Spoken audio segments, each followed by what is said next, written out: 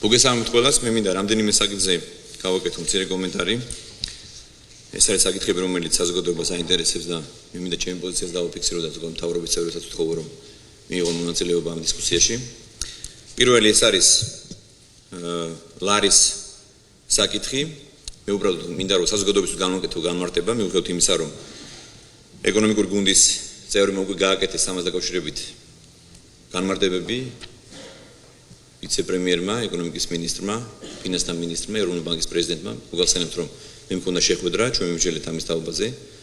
დეტალურად მიმოვიხილეთ რეგიონში და ზოგადად სოფლიოში არსებული ვითარება და მე მოვისმინე განმარტებები თუ რა გავლენას ახდენს მიმდინარე სოფლიოში მიმდინარე მოვლენები ჩვენს ეკონომიკაზე, ასევე ჩვენს ვალუტაზე. მე მინდა ინფორმაციის შედარებისთვის რამდენიმე მაგალითი მოვიყვანო, რომელი ვალუტა გაუფასურდა და რამდენი პროცენტით უახლოესი გასული თვეების განმავლობაში დოლარის მიმართ. მოგეხსენებათ, რომ დოლარის გამყარების ტენდენცია აღინიშნება ბოლო თვეების განმავლობაში და ისეთ ვალუტები, როგორც არის უკრაინული გრივნა, გაუფასურდა 88%-ით, რუსული რუბლი 83%-ით, ბელარუსული რუბლი 56%-ით, მოლდოვური ლეო 31%-ით, შვედური კრონა 30%-ით, ნორვეგიული კრონა 30%-ით, ასევე პოლონური გლოტი, რომლის ეკონომიკაც არის 10-ჯერ და 20-ჯერ უკეთეს ვიდრე ჩვენი ეკონომიკა, გაუფასურდა 27%-ით, უნგრული ფორნიერი 24%-ით, ბულგარული ლევი 23%-ით, ხორვატიული კუნა 23%-ით, ევრო 22%-ით გაუფასურდა დოლართან მიმართებაში. კოლუმბიური პესო 20%-ით, ჩეხური კრონა 20%-ით, არგენტინული პესო 19%-ით, ყაზახური ტენგე 19%-ით, იაპონური იენი 16%-ით, რაც შეეხება ჩვენს რეგიონს, სომხური დრამი 15%-ით, ისრაელის შეკელი 14%-ით, კანადური დოლარი 13%-ით, ხოლო ქართული ლარი 12%-ით. ამის შემდეგ მოდის გერმანკა სტერლინგი 10%-ით. ეს მე მაგალითები მოვიყვანე, ვისაც რომ მოსახლეობას კიდევ ერთხელ ავუხსნათ, რომ აქ განსაკუთრებულ საგანში ჩვენს ქვეყანაში არ ხდება არაფერი. ეს არის მთელ სოფლიოში მიმდინარე ტენდენციები და ამას შეიძლება კარგად გააზრება, ამას შეიძლება, რა თქმა უნდა, ახსნა. ამიტომ მე მინდა კიდევ ერთხელ მოგმართოთ თხოვნით მთავრობის წევრებს, მით უმეტეს ეკონომიკური გუნდის წარმომადგენლებს, რომ როდესაც მსგავსი კითხვები შევდება საზოგადოებაში, მაქსიმალურად დროულად მოვახდინოთ რეაგირება.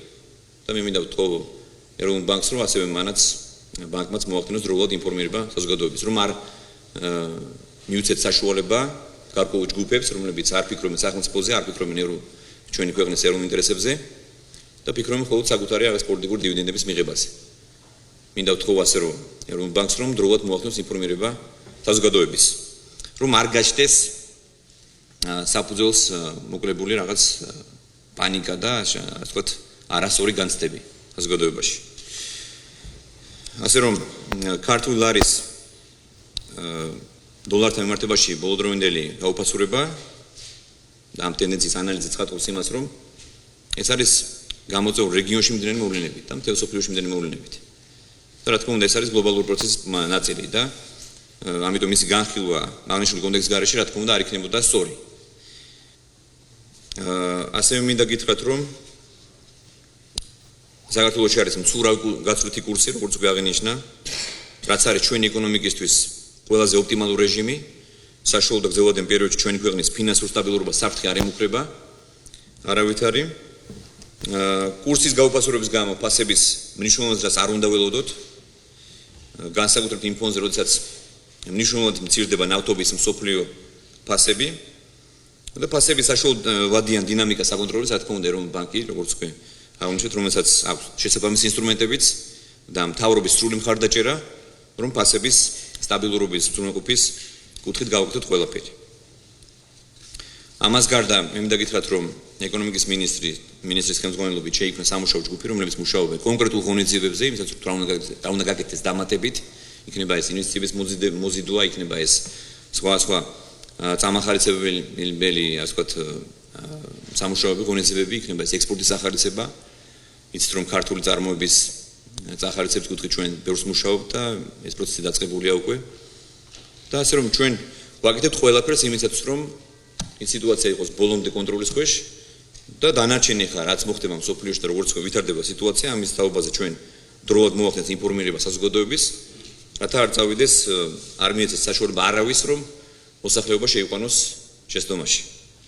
ჩვენი მთავარი პრობლემა კიდევ ერთხელ ვაფიქსირებ არის დროული ინფორმირება საზოგადოების. ჩვენ ვაკეთებთ ყველაფერს, მაგრამ არ ვეუბნებით საზოგადოებას, ან დროულად არ ვეუბნებით საზოგადოებას ყველაფერს. ამიტომ კიდევ ერთხელ მე მინდა მოგიწევთ ყველას აქტიური კომუნიკაციისთვის.